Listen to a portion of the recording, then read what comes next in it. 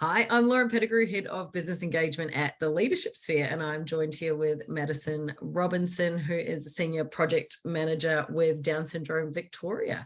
Hi, Madison. Hi, Lauren. Thanks for having me. Thank you.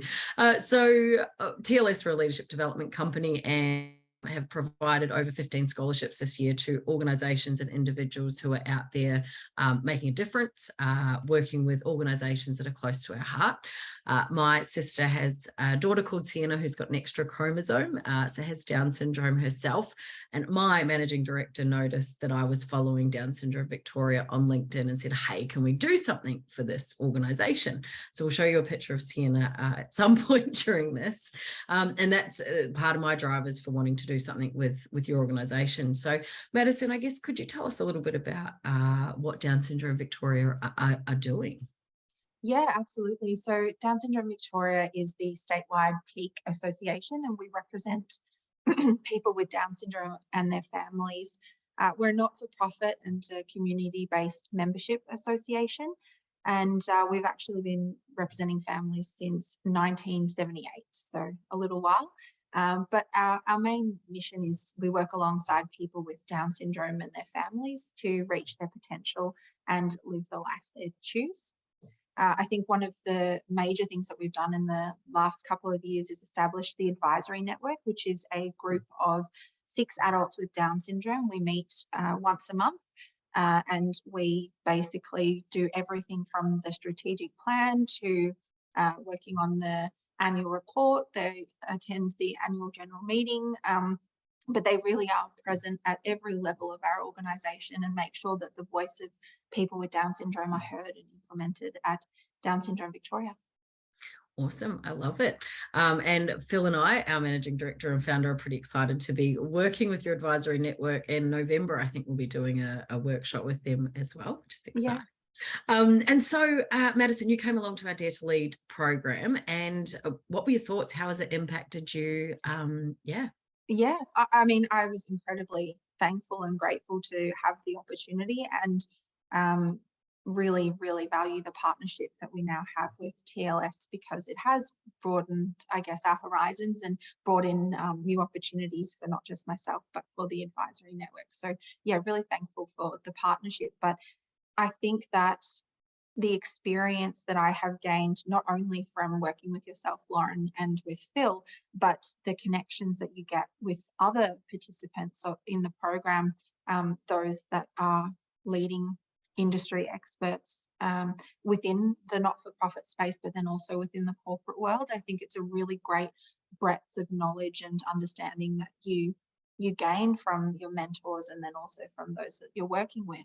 And that's not even mentioning the content of the program. I think that it's really well-rounded, and I think that even if you just attend one session, you're going to leave with a little bit of a nugget that you take away and then can implement and see the learnings and then the next steps for the next week. So it's incredibly valuable. Yeah, awesome. Thank you. Yeah, look, at the Dare Lead program is some pretty deep work. And in fact, you came along to our advanced Dare to Lead program, Yeah. which we're in, what was it, August. August this year, we kicked off our advanced Dare to Lead, which Madison joined us for as well. So yeah, look, is there anything else you'd like to share around the program or impact on you personally?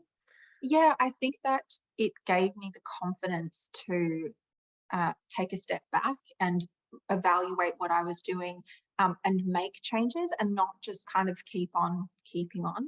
And I think that the principles that you learn within the program really shape how you can, I guess, go through that process and make changes that you need to make, both personally and professionally. And I think that that lens that you take when you are looking at, I guess, daring leadership, it's not just professionally, it is personally as well. And sometimes you need to make changes in both and you don't realize how much one is affecting the other. So it's really a holistic approach for you as a person rather than just your professional life. But the Advanced Dare to Lead program, I think, kind of cemented all the learnings that we had originally, and it was a great way to look back on where you were 12 months ago and see how you have progressed and the next things that you need to do. So it is great to have both, actually.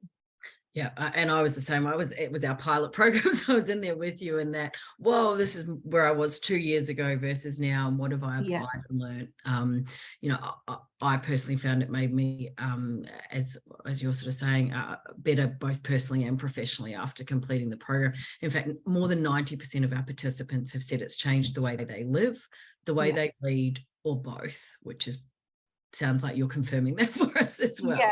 absolutely. And I think that I think particularly with the work that I do, it's got a soft spot in my heart, and you can kind of see the impact that you make in the community that you're working alongside, and to see how the things that I've learned within Dare to Lead that I can then implement in my workplace and for other people to then try and use, you can kind of see the flow on effect that it has for people in our community, which is why I'm so excited to be doing this workshop with you and our advisory network in a month's time.